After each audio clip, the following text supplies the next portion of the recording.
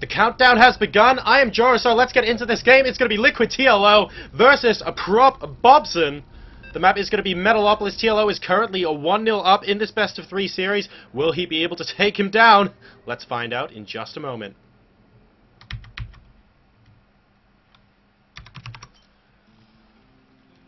Alright guys, spawning over here in the left-hand side position of Metalopolis, we have our Zerg player. He is 1-0 up after that previous series. Will he be able to take the series 2-0 though? Let's find out. He is Liquid TLO, Game of Drones.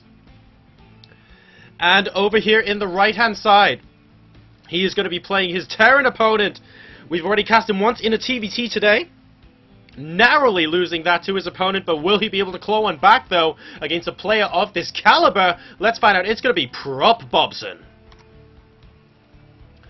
Now, both these players, of course, eager to advance from their groups. It's incredibly important for Bobson particularly, because if TLO advances, then Bobson and Bulls are going to be duking it out for second place, and because Bobson's already lost to Bulls, I believe, it's going to be very difficult for him to claw one back, if not impossible, if he loses this series. He's already 1-0 down. He's going to have to take game number 2 here. We'll wait and see.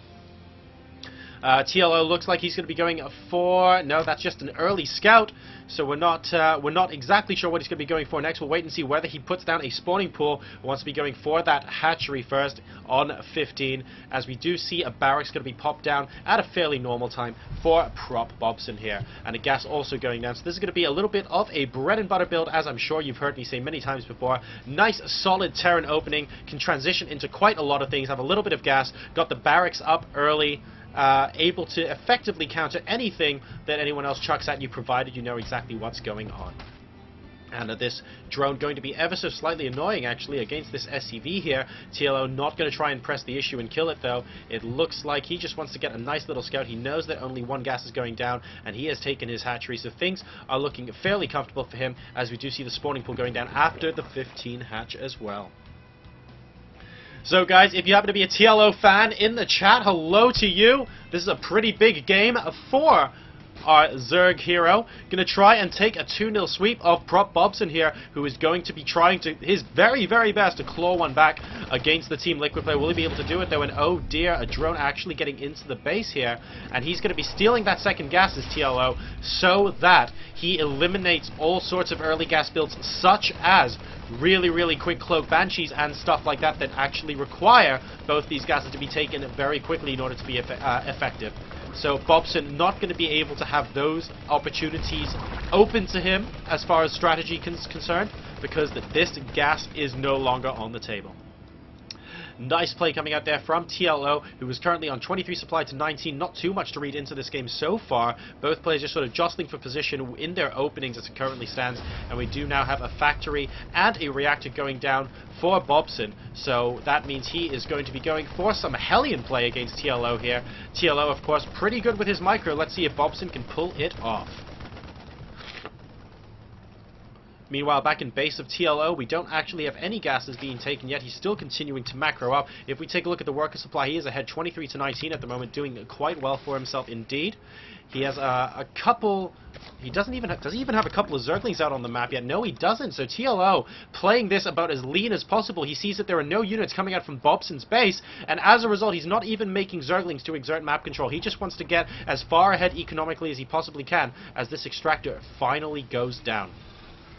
So TLO really looking to crank it up here, but we do now have the Hellions popping out onto the field, and as soon as they do, TLO is going to have to be a little bit more careful. He's probably going to want either another Spinecrawler or maybe actually another Queen. The practical decision to try and hold these off, and indeed another Queen does pop from the hatch in the main, immediately injecting that hatch there, and things are looking pretty good. Starting the creep spread as well, so 3 Queens out for TLO, and that's going to help with his creep spread as well as the defense of these Hellions, who are now moving out across the map. In the meantime, 6 drones still being produced by TLO. He is being very economically greedy with this. He doesn't actually have much of an army to supplement this. Will Oh, very nice cancel off the creep tumor there. That's exactly the kind of thing Zergs need to be doing. And there are only 2 Hellions here, though. Will he be able to do much damage to Liquid TLO at all? Is he going to try and get behind the mineral line? He is not. Those 2 Hellions are just going to be camping out on the edge of creep and trying to deny that creep spread. He's going to see how annoying he possibly can be, but these 4 Zerglings are not going to be able to stop this Hellion from going down. Nice pick off of the creep tumor there, just as the Queen laid it, doing a very good job there. One of these Hellions might go down if he's not microing properly, though, and it looks like one of the Hellions unfortunately does go down, but this Queen is getting very, very close to dying. We do have another Queen popping in now, and some Zerglings going to be able to harass these Hellions, but it looks like things are going to stabilize for Liquid TLO as it currently stands. What is Bobson doing back in the base? We have more and more barracks going down. A factory has indeed gone down as well. Are we going to see a starport at some point soon to grab those early medevacs? We have Stim approximately halfway researched as it currently stands, and TLO back in base going to go for those double evolution chamber ups. So he's also getting Zergling speed. So are we going to see some possibly some really, really heavy Zergling play into Cracklings later on in the game? We see that is quite popular with Infestors sometimes, or even Ling Baneling Muta uses a lot of those upgrades to great effect as well. We'll have to wait and see what kind of tech path he chooses. The naturals are now mining fine for both players, though, and as we take a look at the worker tab, it's 42 to 34 in TLO's favor, as the factory now producing an extra reactor, but that's going to be for the starport. Don't get fooled, that is not actually for additional Hellions. We just want as many Marines as possible out on the field, and followed by a lot of medevacs as well. So he's going to be going into a heavy bio composition, quite similar to what we saw Jimpo do against Snoop this morning. And in the meantime, the Queens now continuing to inject the hatcheries. Macro going out very, very well indeed for Liquid TLO. He's got the 1-1 upgrades incoming. No upgrades incoming, though, for Bobson. And, oh dear, did I just see all the SCVs get right-clicked onto a mineral patch? A little bit of a boo-boo there for Bobson, accidentally mismicroing those SCVs. It shouldn't cost him too much in the long run, but ever so slightly embarrassing. We have got now the double medevacs popping out, a decent number of Marines out here, and with 2 reactors on these barracks, he has the potential to make a lot more Marines. He's making them 5 at a time as it currently stands, but we have got the lair and the Baneling nest coming out now for TLO, as he does also try and shoehorn his 3rd in as well, and he's going to be able to. The Hellions not actually capable of denying this base as it currently stands. Decent micro there from the Zerglings of TLO. Very well done indeed. In the meantime, then we also see the upgrades are nearly complete. He's going to be starting 2-2 almost as soon as those finish, coinciding with the lair. Very nice timing there. And it looks like the Marines are going to be able to repel the Zerglings outside of Bobson's base. In the meantime, but what will TLO be doing as a follow-up? His army is starting to look more and more fearsome. He's starting to catch up to Bobson in terms of army supply, and the worker supply is now actually completely even, which suggests that TLO is using a lot of his larvae to produce units. 22 Zerglings on the way. And it looks like an initial Zergling Baneling play is going to be the order of the day here. We have got the lair now up and running. Are we going to see that being used for double ups? Are we going to see, there we go, double upgrades are indeed coming. So we're going to have very, very strong Zerglings out on the field in a couple of minutes time. And now we have a bit of an attack against the 3rd. Marine's going to try and take down this hatchery, but TLO has an awful lot of Zerglings here. He's actually coming at him from 2 sides, stimming away, but he's away from the medevacs, not able to pick up. Nice! Putting himself into the corner there is Bobson. Very, very nicely maneuvered indeed, and it looks like TLO is just going to go for a run by. Bobson wondering what's going on here. He was thinking he would have to defend against those Zerglings. Stimming again, going to be able to take out the hatchery, but TLO is going to mount a huge attack over here at the front of the base. Will he be able to get around? He does indeed, and oh no, a little bit indecisive there is TLO. The Zerglings just running around, a couple of them going down, and unfortunately his 3rd base has gone down in the meantime, but he is going to be retaking the space in the middle of the map.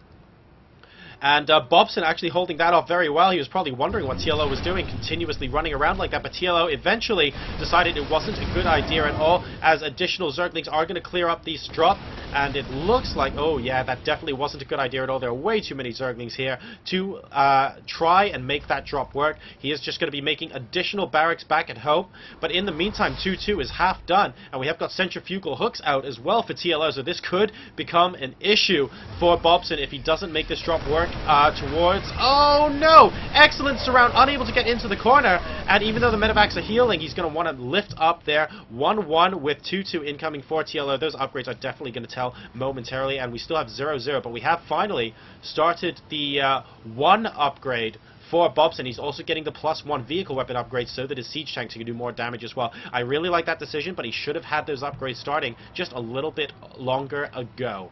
No big deal though, at least these buildings are working to the maximum effect, and we do actually see a little bit of a run by into the third as well. Bobson going to be able to lift the third immediately, not taking any damage on that command center, but he's also not able to do any mining. A lot of banelings being morphed in now, and I don't know if TLO is going to be able to survive this. We'll have to find out. He needs to wait for the banelings to finish, and it looks like Bobson is heading back.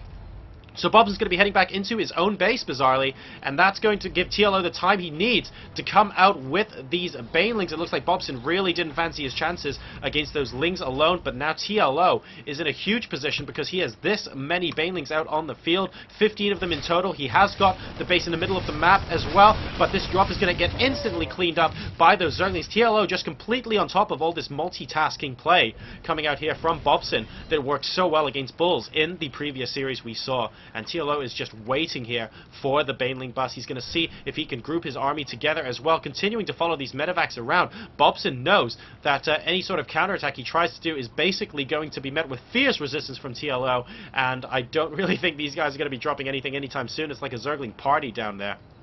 But we have got units streaming into the third base now. TLO going to try and stop this third base even longer with the group from that Overlord, but he's only going to be able to do it for a limited time, as we do see Zerglings now coming in from two angles. Zerglings and Banelings from the bottom, and just pure Zerglings from the left, and all the units get surrounded. The Banelings are going to get such massive hits off, and the entire army disintegrates. Beautiful run by 124 supply to 84, and one of the supply depots was even down. Everything gets surrounded. TLO is now going to be streaming into the base of Bobson, and there's going to be very little he's going to be able to do at this point. The Banelings are gone, but it's not going to matter. GG coming out from Bobson, and TLO, ladies and gentlemen, is going to be taking a 2-0 lead over Bobson. We're going to be going into his matches against Bulls, who beat Bobson in the last TBT series. He might be a tougher opponent in just a second. We'll be right back after these commercial breaks.